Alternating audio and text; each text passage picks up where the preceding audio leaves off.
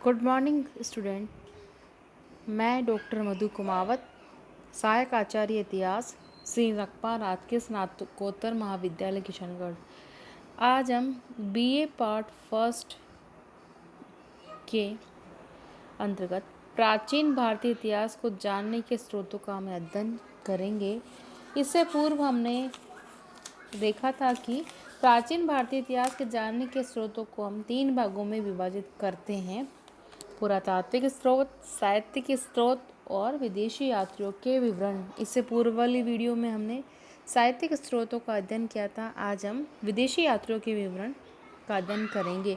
विदेशी यात्रियों एवं लेखकों के विवरण से भी हमें भारतीय इतिहास की जानकारी मिलती है, जिसमें अनेक यूनानी, रोमन और चीनी यात्री सम्मिलित हैं। भारतीय स्रोतों में सिकंदर के आक्रमण की कोई जानकारी नहीं मिलती है।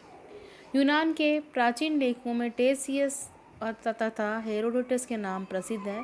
टेसियस ईरान का राजवेद था। हेरोडोटस, जिसे इतिहास का पिता कहा जाता है, ने 5वीं सदी ईसा पूर्व में हिस्टोरिका नामक पुस्तक की रचना की, जिसमें भारत और फारस के संबंधों का वर्णन किया गया है। नियार्कस, आनेसिकिटस और अरिस्टोबुलस ये सभी लेखक सिकंदर के समकालीन थे। सिकंदर के बाद के लेखकों में 3 राजदूतों मैगस्थनीज, डायमेकस तथा डायनोसियस के नाम उल्लेखनीय हैं, जो यूनानी शासकों द्वारा मौर्य दरबार में भेजे गए थे। इनमें मैगस्थनीज सर्वाधिक प्रसिद्ध था, जो सेल्यूकस निकटर का राजदूत था। उसने चंद्रगुप्त मौर्य के दरबार में 14 वर्ष व्यतीत किए। उसके द्वारा रचित हिंडिका में मौर्य युगीन समाज एवं संस्कृति का विवरण मिलता है। डायमेकस सीरियन नरेश अंत्योकस का राजदूत था, जो बिंदुसार के दरबार में काफ़ी दिन तक रहा। डायनोसियस मिस्र नरेश टालमी फिलाडेल्फस के राजदूत के रूप में अशोक के दरबार में आया था। यूनानी भाषा में लिखी गई टालमी की ज्योग्राफी और पेरिप्लस ऑफ द एरिथियन सी नामक पुस्तक महत्वपूर्ण है। पेरिप्लस ऑफ द एरिथियन सी, जिसकी रचना 80 से 115 ईस्वी के बीच हुई थी, में भारतीय बंदरगाह एवं व्यापारिक वस्तुओं का वर्णन मिलता है। यहाँ उल्लेखनीय है कि पेरिप्लस ऑफ द एरिथियन सी के जो लेखक का नाम अभी तक हमें ज्ञात नहीं है। प्लिनी के नेचुरल हिस्टोरिका से भारतीय पशुओं, पौधों और खनिज पदार्थों की जानकारी मिलती है। यह 1वीं सदी ईसा पूर्व में लिखी गई। लैटिन भाषा में लिखी गई नेचुरल हिस्टोरिका से हमें भारत और इटली के बीच होने वाले व्यापार की जानकारी भी मिलती है।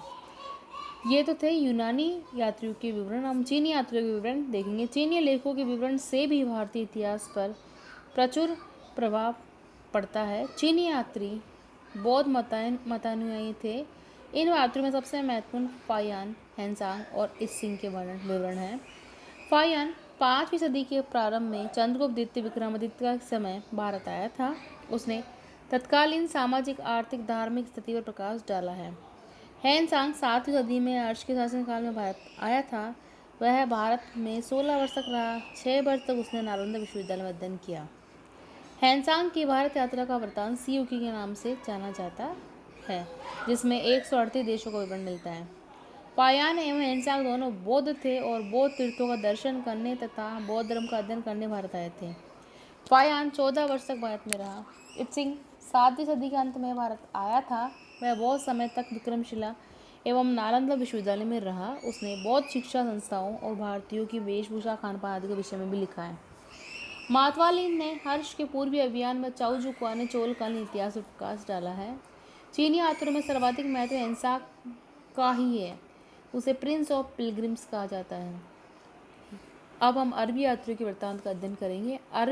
अरबी यात्रियों व लेखों के विवरण से हमें पूर्व मध्यकालीन भारत के समाज एवं संस्कृति के विषय में जानकारी मिलती है। इन व्यापारी लेखकों में प्रमुख अलबरूनी, सुलेमान एवं अल-मसूदी हैं। अरबी लेखकों में अलबरूनी का नाम सर्वप्रसिद्ध है। 11वीं शताब्दी में वह महमूद गजनवी के साथ भारत आया था। उसने अपनी पुस्तक तहकीक-ए-हिंद अर्थात किताबुल हिंद में राजपूत कालीन समाज, धर्म, रीति रिवाज आदि पर सुंदर प्रकाश डाला है। अलबरूनी महमूद द्वारा गजनबंदी बनाया गया था। बाद में उसकी योग्यता से प्रभावित होकर उसे राज्य ज्योतिषी के पद पर नियुक्त किया गया। अलबरूनी ज्योतिष, गणित, विज्ञान, अरबी, फारसी तथा संस्कृत का अच्छा ज्ञाता था। और गीता से विशेष रूप से प्रभावित था।